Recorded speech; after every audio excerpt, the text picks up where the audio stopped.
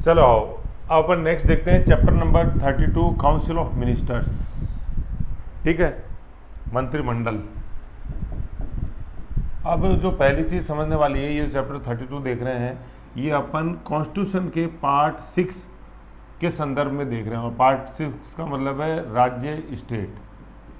ठीक है, अब इसको जानने से पहले या इस चैप्टर में पढ़ने से पहले ये जानना जरूरी है कि कॉन्स्टिट्यूशन चैप्टर 5 है अपने यूनियन संघ। ठीक, वो मैं आपको पढ़ा चुका हूँ। ठीक है, सारे उसके वीडियो अपलोडेड हैं। तो आप पार्ट 6 को पढ़ने से पहले पार्ट 5 के जितने भी वीडियो हैं, चाहे वो एग्जीक्यूटिव के हों, लेजिस्लेटिव के, जुडिशल, उनको आप देख लो। क्योंकि चाहे अपन एग्जीक्यूटिव देखें, चाहे लेजिस्लेचर देखें, चाहे जुडिशरी देखें, भाग 6 में ही आएंगी, भाग 5 में भी यही थी, लेकिन थोड़ा सा फर्क है, बस फैक्ट्स का फर्क है। कैसे? जैसे एग्जीक्यूटिव के रूप में भाग 5 में अपन ने पढ़ा गवर्नर, भाग 5 में अपन ने पढ़ा पीएम, काउंसिल ऑफ मिनिस्टर, ठीक है, और राष्ट्रपति। लेजिस्लेचर के रूप में पढ़ा अपन ने राज्यसभा, लोकसभा। जुडिशरी के रूप में पढ़ा सुप्रीम कोर्ट। यही जब अपन भाग 6 में राज्यों के संदर्भ में पढ़ेंगे, तो एग्जीक्यूटिव में पीएम की जगह, या यूँ समझ लो कि राष्ट्रपति की जगह और पीएम की जगह आ जाएगा कौन? गवर्नर और सीएम। लेजिस्लेचर में लोकसभा, राज्यसभा की जगह आ जाएंगे क्या? विधानसभा और विधान परिषदें। और जुडिशरी में सुप्रीम कोर्ट की जगह आ जाएगा अपने हाई कोर्ट और सबऑर्डिनेट कोर्ट। कॉन्सेप्ट बिल्कुल 99% सेम रहेगा, बस जो डिफरेंस आएगा वो केवल नाम का आएगा। तो मैं बार बार आपको बोलूँगा कि जो कॉन्सेप्ट मैंने भाग 5 में पढ़ाया हुआ, जो कॉन्सेप्ट भाग 5 में लागू, वही कॉन्सेप्ट भाग 6 के अंदर लागू। ज़्यादा भी नहीं तो हर दूसरे तीसरे टॉपिक के अंदर ये रिपीटेशन होएगा। तो अब उसको समझने के लिए आप भाग 5 पहले पढ़ के रखो, समझ के रखो। देख रखा है, वीडियोस देख रखे हैं, माइक्रो से पढ़ रखा है तो बहुत बढ़िया, नहीं तो पहले उसको देख लो। क्यों? क्योंकि नहीं तो सीधा ये देखोगे भाग 6 इंडियन कॉन्स्टिट्यूशन का, तो गड़बड़ हो जाएगी, मज़ा नहीं आएगा मैंने तुम्हें। ठीक है, तो मैं ही समझता हूँ, मैं ये मान के चलता हूँ कि आपने पार्ट 5 के मेरे वीडियोस देखे हुए, सारे कॉन्सेप्ट समझे हुए हैं और अब आप जानते हो। तो आ जाओ chapter number 32 council of minister. Article कौन सा है? आर्टिकल 163। ठीक है, 163। ठीक है, इसके करस्पॉन्डिंग जो बिल्कुल आर्टिकल है अपने भाग 5 के अंदर, वो आर्टिकल है आर्टिकल 74। ये कहता है कि भारत के लिए एक मंत्रिपरिषद होगी। ठीक है, मतलब यूँ है कि राष्ट्रपति की हेल्प करने के लिए टू एड एंड एडवाइस राष्ट्रपति एक काउंसिल ऑफ मिनिस्टर होगी जिसका हेड पीएम होगा। ये आर्टिकल 74 बोलता है। जैसे भिड़ते देखो पार्ट 5 से चालू हो गया ना, पढ़ 5 6 रहे हैं लेकिन कॉन्सेप्ट वही सेम है, अब बस नाम चेंज होंगे। देख लो, पहले तो देखो ये आर्टिकल 74 है ना, अब अपन पढ़ रहे हैं यहाँ पे संदर्भ में आर्टिकल 163। तो 163 में भी आप जैसे देखोगे तो 74 आपको दिखाई देगा, देखना पड़ेगा कैसे। 6 में 1 और 6 जोड़ दिया तो 7 हो गए, इस 1 को वापस 3 में जोड़ दो तो 4 हो गए, 74। अरे सर ये तो कमाल है, हमने तो कभी सोचा ही नहीं। अरे सोचा नहीं तभी तो मेरे को झेल रहे हो, अब मैं सोचवा रहा हूँ, उस ताकत को आप सीखो। ठीक है, ये क्या है? मधुमक्खी का आप शहद चुरा सकते हो, उसके शहद बनाने की कला को नहीं चुरा सकते, तो ये से कला सीखो।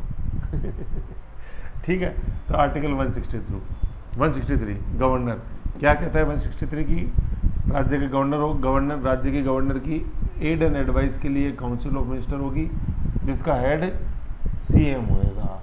आगे ना बिल्कुल यूनियन से, वहाँ क्या था? राष्ट्रपति, council of minister, head PM. Concept वही सेम है।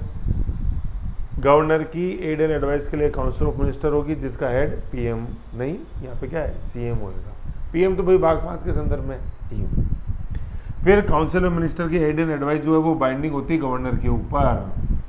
समझ गए? ये किस केस लॉ में कहा गया? रामशेर सिंह 1974 केस के अंदर एक आ गया रामशेर, एक राम एक लक्ष्मण, तो राम लक्ष्मण नहीं है, रामशेर है, रामशेर सिंह। इस केस लॉ में बोला गया कि जो aid and advice council of minister ने दी गवर्नर को वो बाइंडिंग है। पहली चीज तो ये। दूसरी, वो एडवाइस किसी भी कोर्ट के अंदर चैलेंज नहीं की जा सकती, या वो जुडिशियल रिव्यू जो अपन देख चुके हैं पहले, उसके परिव्यू में नहीं आती। मतलब कोर्ट हस्तक्षेप नहीं कर सकता कि पहले तो क्या राय दी और वो क्यों दी, समझ गए? ये नहीं जान सकता कोर्ट। फिर दूसरा क्या है? गवर्नर डिस्क्रिप्शन से, ये वैसे अपन गवर्नर वाले टॉपिक के अंदर अपन ने देखा कि गवर्नर के जितने भी डिसीजन जो सुविवेक से लिए जाते हैं उनको भी कोर्ट के अंदर चैलेंज नहीं किया जा सकता। तो चलो आर्टिकल 163 से तो ये वाला बिंदु डायरेक्ट संबंधित नहीं है, लेकिन बाकी तो डायरेक्ट संबंधित है ये दोनों। कि एक तो बाइंडिंग होगी और दूसरा वो न्यायालय की रीत से बाहर होगी वो एडवाइस। तो आर्टिकल 163 में अपन ने क्या देखा कि गवर्नर को एड एंड एडवाइस करने के लिए क्या एक काउंसिल ऑफ मिनिस्टर होगी राज्य के अंदर, जिसका हेड सीएम होएगा, और ये एडवाइस बाइंडिंग होगी और कोर्ट के प्रीव्यू से बाहर होगी, मतलब कोर्ट का प्रीव्यू मतलब जुडिशियल रिव्यू से बाहर होगी। जुडिशियल रिव्यू क्या होता है ये अभी मैंने कल ही वीडियो अपलोड किया, उसमें आप देख सकते हो, और वो जो पीडीएफ है चैप्टर वाइज उसके अंदर लिंक रखा हुआ है, समझ गए। तो ऐसा किस केस लो के अंदर कहा गया कि जुडिशियल रिव्यू से बाहर होगी और बाइंडिंग होगी aid and advice council of minister governor पे, राम सेठ सिंह केस 1974, समझ गए। ये तो ये है आर्टिकल 163। अब देखो कभी भी आप जैसे टीएमएच का ये चैप्टर नंबर 32 देखो और इससे पहले 31 है, तो 31 को पढ़ने से पहले आप ये चैप्टर नंबर 32 देखो जो मैं आपको बता रहा हूँ, क्योंकि चैप्टर नंबर 31 90% रिवीजन है इन्हीं आर्टिकल्स का। 32 के अंदर आर्टिकल वाइज समझा रखा है, 31 के अंदर मतलब पहले वाले चैप्टर के अंदर थ्योरी के रूप में समझा रखा है, वहाँ आर्टिकल्स का उल्लेख नहीं है, लेकिन आर्टिकल के रूप में समझोगे ना चीज़ को तभी समझ में आएगी। नेक्स्ट देखते हैं आर्टिकल नंबर 164। आर्टिकल नंबर 164 ये बोलता है कि सीएम की नियुक्ति कौन करेगा, CM is appointed by governor, पहली चीज़ तो ये। दूसरा ये कहता है कि मिनिस्टर की नियुक्ति कौन करेगा, मिनिस्टर की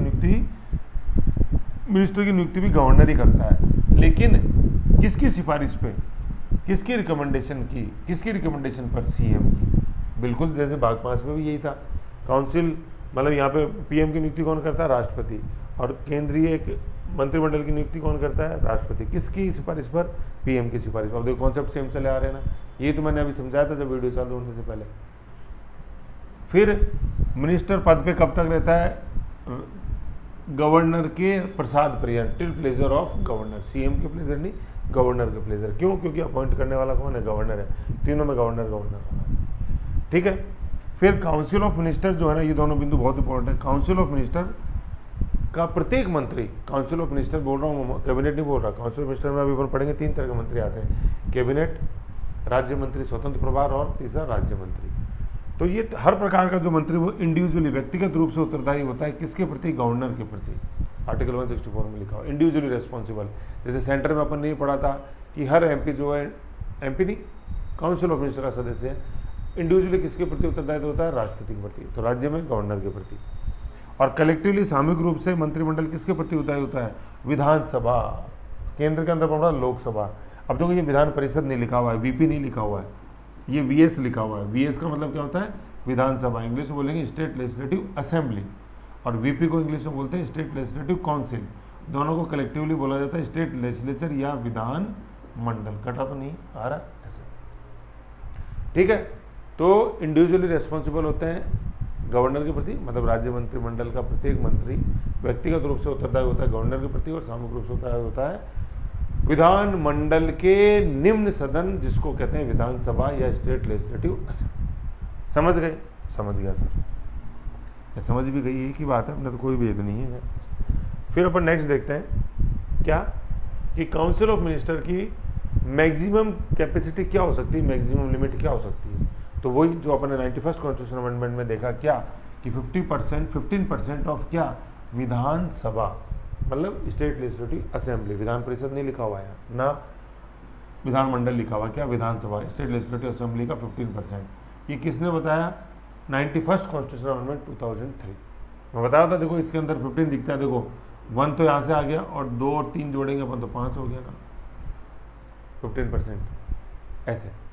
और फिर दूसरा, जहाँ पे विधानसभा सदस्य 40 है, वहाँ पे मंत्रिपरिषद की सदस्य संख्या 12 होगी, वहाँ प्रतिशत काम नहीं करता।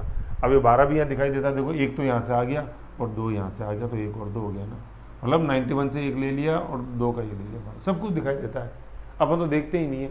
और ये 40 और दिखाई देता है, 1 2 3 आ गया, और ये 4, 1 2 3 तो ये आ रहा है, देखो ये 91 वाला, ये 2003 वाला, और ये 4 क्या काम करेगा, ये 40 का काम करेगा। जहाँ मंत्रिमंडल में 12 सदस्य होंगे, कहाँ, जहाँ विधानसभा सदस्य संख्या 40 है, 40 और से कम है, ऐसे हो गया ना। देखो कितना काम आसान, अपन पढ़ते नहीं है तसल्ली से, भागम भाग रहती है।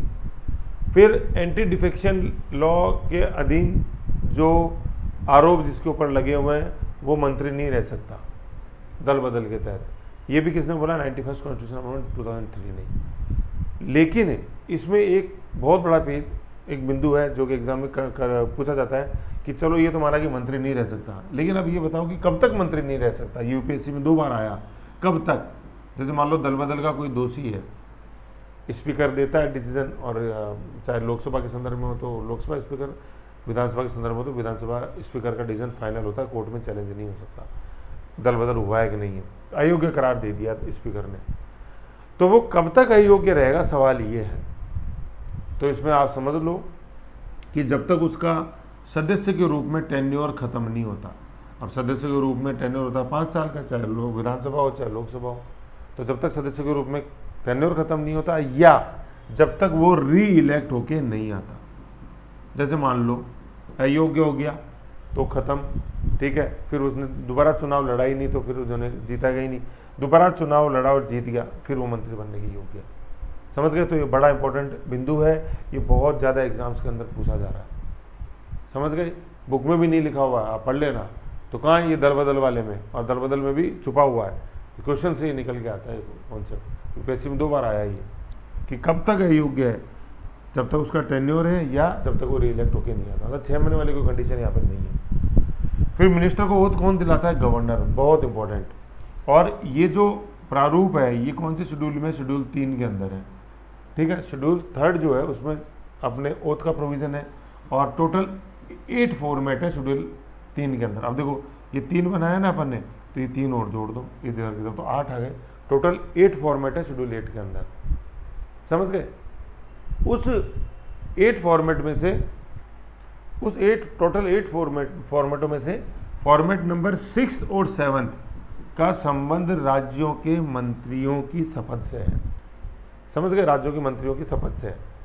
फॉर्मेट नंबर 6 और 7 टोटल 8 है, ये 6 और 7। और दूसरी चीज़ ये समझनी है कि इस फॉर्मेट को आप एक बार देख लो, इसके अंदर वर्ड सिर्फ मंत्री लिखा हुआ है, मंत्री की शपथ। समझ रहे हो? मंत्री की शपथ।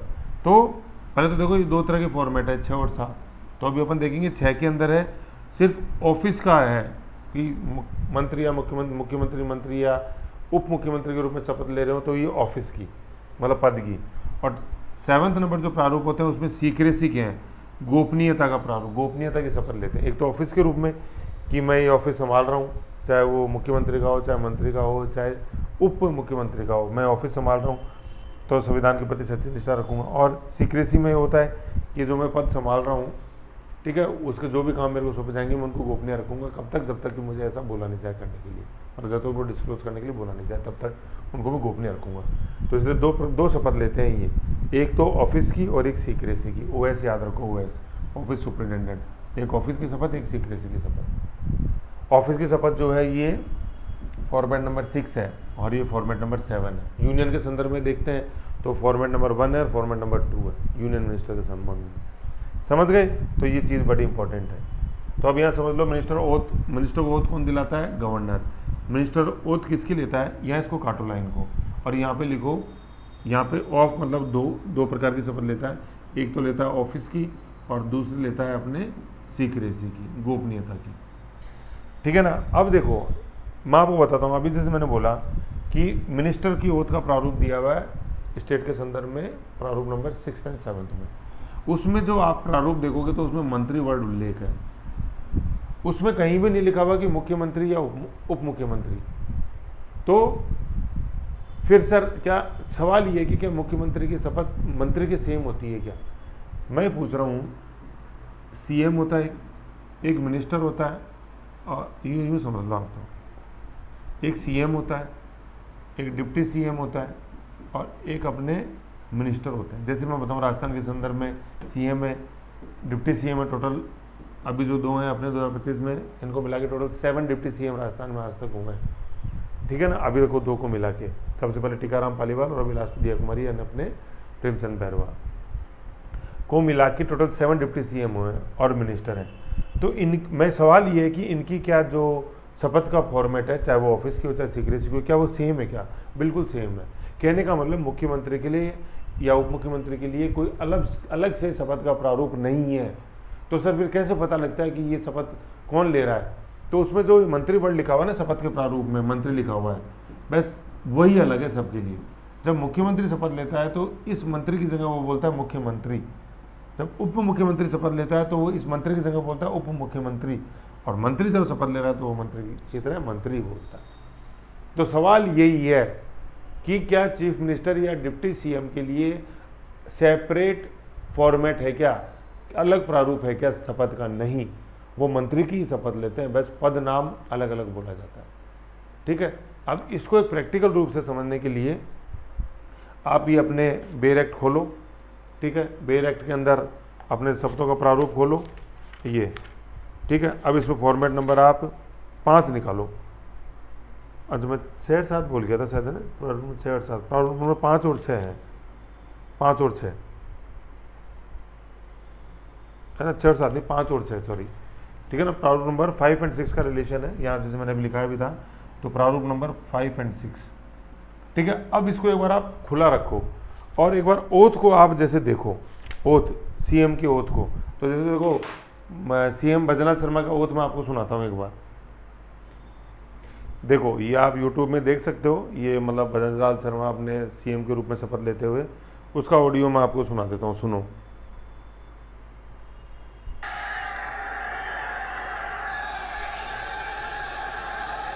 प्रारूप नंबर 5 खुला रखो। मैं भजनलाल शर्मा ईश्वर की शपथ लेता हूं कि मैं विधि द्वारा स्थापित भारत के संविधान के प्रति सच्ची श्रद्धा और निष्ठा रखूंगा। मैं भारत की प्रभुता और अखंडता अक्षुण्ण रखूंगा। मैं राजस्थान राज्य के मुख्यमंत्री के रूप में, आपने देखा ना क्या बोला उन्होंने, मैं राजस्थान राज्य के मुख्यमंत्री के रूप में, जबकि आप प्रारूप जब देखोगे तो वहाँ लिखा हुआ है मंत्री। ठीक है, तो यही वर्ड इंपॉर्टेंट है और बाकी आगे सारा सेम है, वापस सुन लो। अपने कर्तव्यों की प्रभुता और अखंडता अक्षुण्ण रखूंगा। मैं राजस्थान राज्य के मुख्यमंत्री के रूप में अपने कर्तव्यों का श्रद्धापूर्वक शुद्ध अंतःकरण अब बाकी सेम है सारा। निर्वहन करूंगा तथा मैं भय या पक्षपात, अनुराग या द्वेष के बिना सभी प्रकार के लोगों के प्रति संविधान और विधि के अनुसार न्याय करूंगा। मैं भजनलाल। अब देखो ये जो अभी जो शपथ ली थी ना, वो प्रारूप नंबर 5 के अकॉर्डिंग थी, वो ऑफिस की शपथ है। अब ये जो अगला प्रारूप है, प्रारूप नंबर 6, उसमें शपथ ले रहे हैं। ठीक है ना, सीक्रेसी की, गोपनीयता की। देखो सुनो, वही वीडियो कंटिन्यू है, वीडियो कोई मैंने दूसरा नहीं चलाया। ठीक है ना, ये आप खुद ही पढ़ लो, ये जी न्यूज़ का वीडियो है, 3.45 ड्यूरेशन है, 3 मिनट 45 सेकंड का, आप भी देख सकते हैं। शर्मा ईश्वर की शपथ लेता हूं कि जो विषय राजस्थान राज्य के मुख्यमंत्री के रूप में मेरे विचार, क्या बोला? जो विषय राजस्थान के मुख्यमंत्री के रूप में, समझ रहे हो? वापस सुन लो एक सेकंड।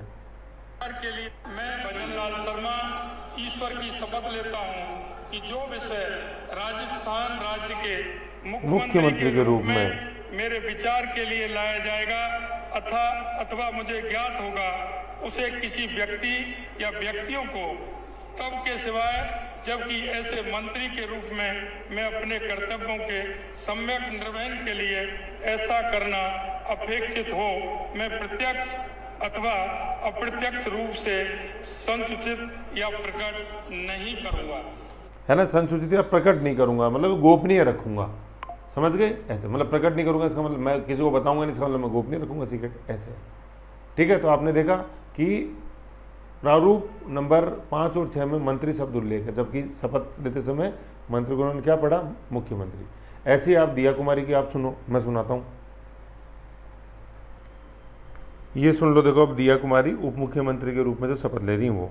महोदय, मनोनीत उप मुख्यमंत्री सुश्री दिया कुमारी अपने पद तथा गोपनीयता की शपथ ग्रहण। देखो है ना, पद तथा गोपनीयता, तो प्रारूप 5 जो है वो पद का है और 6 गोपनीयता की, तो 2 प्रकार की शपथ लेते हैं। ठीक है ना, यूं मतलब मंत्री के रूप में 2 प्रकार की, पद, ऑफिस, गोपनीयता, सीक्रेसी करने के लिए यहाँ उपस्थित हैं। महोदय कृपया अब आप मनोनीत उप ये भी वीडियो जो है ना, ये वो जी न्यूज़ का ही है, 2.47 सेकंड का, अपन देख सकते हैं आराम से। मुख्यमंत्री को पद एवं गोपनीयता की शपथ ग्रहण कराओ। फॉरवर्ड कर रहा हूँ थोड़ा।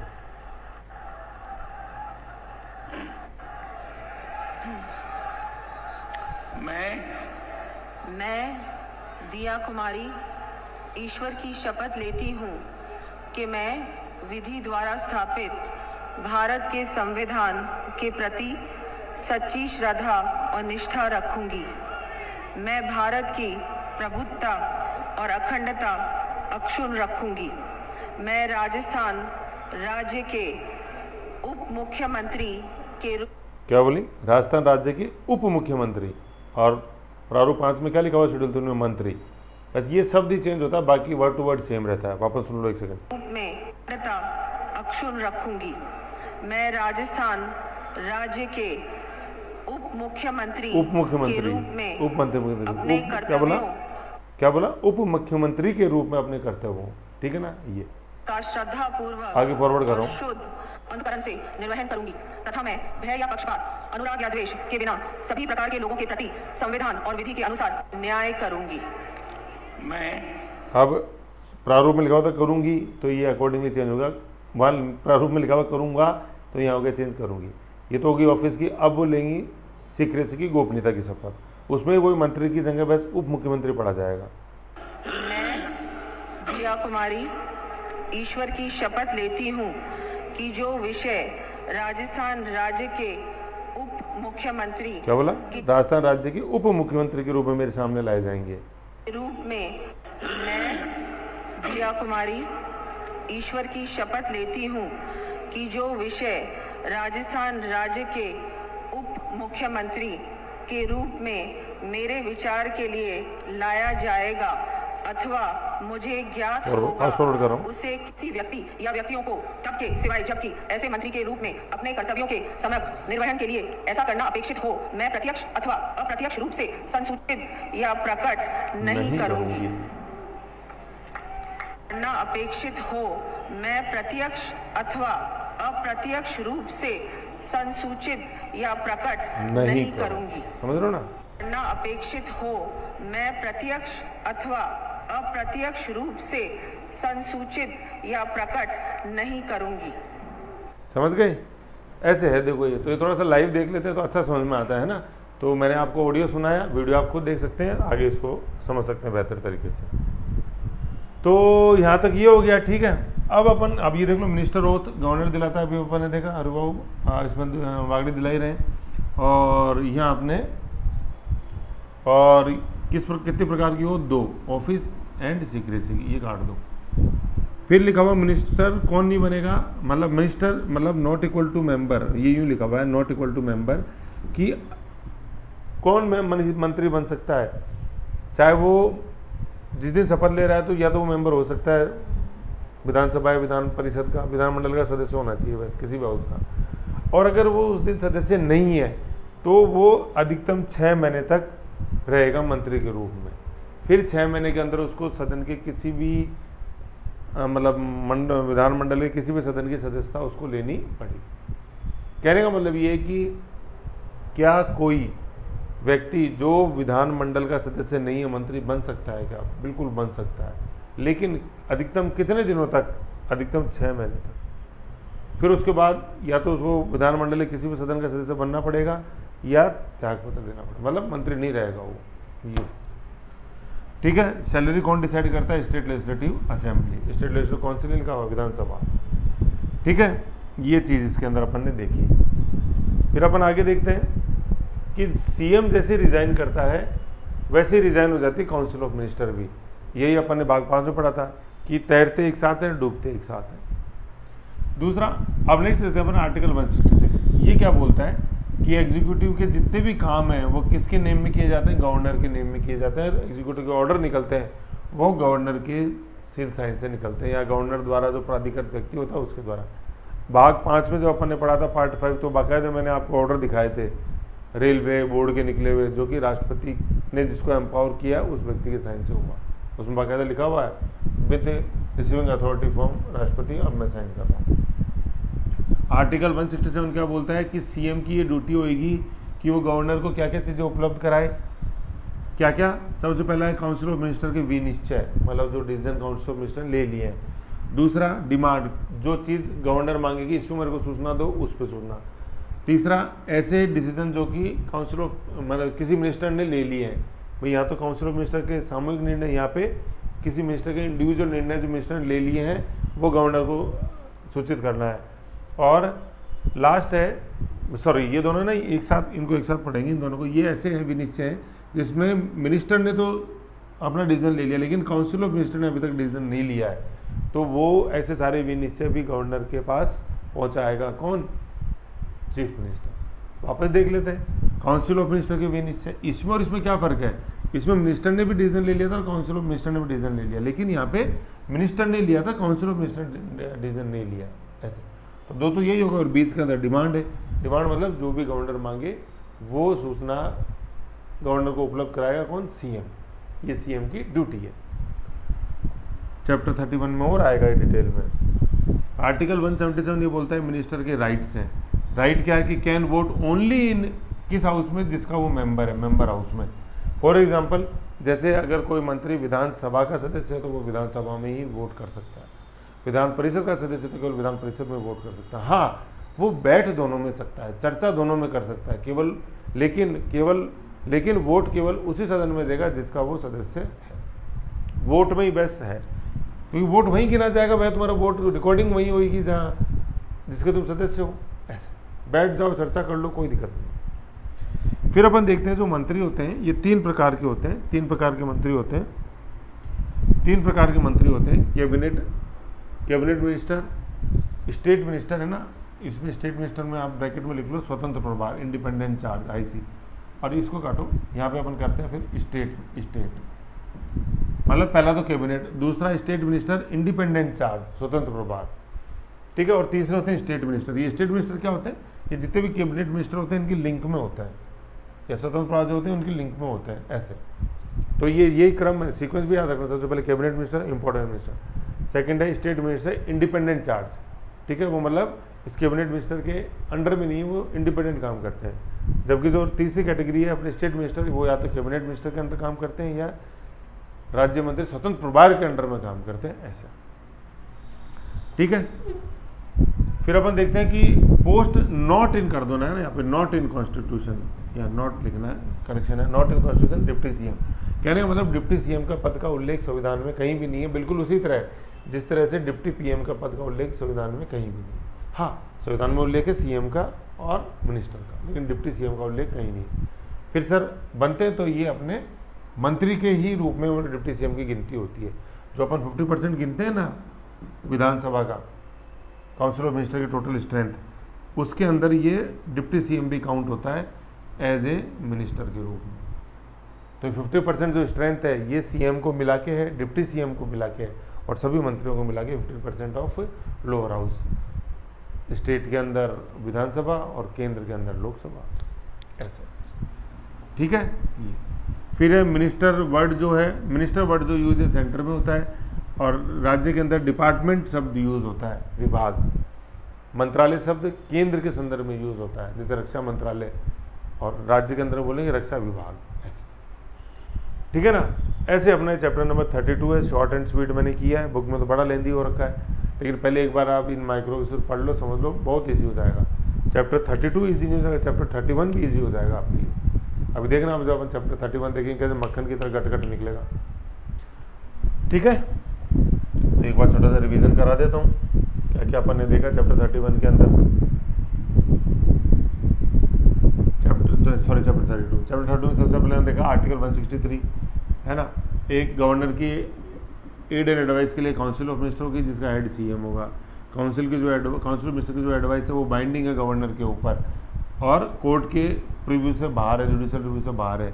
ये किस केस लो में बोला गया? राम लक्ष्मण सिंह। तो सर वो राम लक्ष्मण नहीं, वो राम शेर सिंह है, 1974। और गवर्नर ने जो सुविवेक से कार्य किए हैं वो भी कोर्ट के अंदर चैलेंज नहीं हो सकते। किसने बोला? राम लक्ष्मण नहीं, राम शेर ने। फिर आर्टिकल 164 ये बोलता है कि सीएम को अपॉइंट कौन करता है? गवर्नर करता है। फिर अन्य मंत्री को अपॉइंट कौन करता है? गवर्नर करता है, लेकिन ऑन रिकमेंडेशन ऑफ सीएम। अन्य मंत्री, इसमें डिप्टी सीएम भी आ गया, पीएम नहीं है इसमें कहीं भी, सीएम को अपॉइंट पीएम नहीं करता है, ठीक है, गवर्नर करता है। फिर मिनिस्टर कब तक पद पे रहेगा? राज्यपाल के प्रसाद पर्यंत, till pleasure of governor. Council of minister का प्रत्येक मंत्री इंडिविजुअली रिस्पॉन्सिबल होता है गवर्नर के प्रति, आर्टिकल 164 के तहत। काउंसिल ऑफ मिनिस्टर का प्रत्येक मंत्री सामूहिक कलेक्टिव रूप से उत्तरदायित्व रिस्पॉन्सिबल होता है विधानसभा लोअर हाउस के प्रति, ठीक है, आर्टिकल 164 के तहत काउंसिल ऑफ मिनिस्टर की मैक्सिमम स्ट्रेंथ होगी 15% ऑफ विधानसभा लोअर हाउस। किसने बताया? 91st constitution amendment 2003।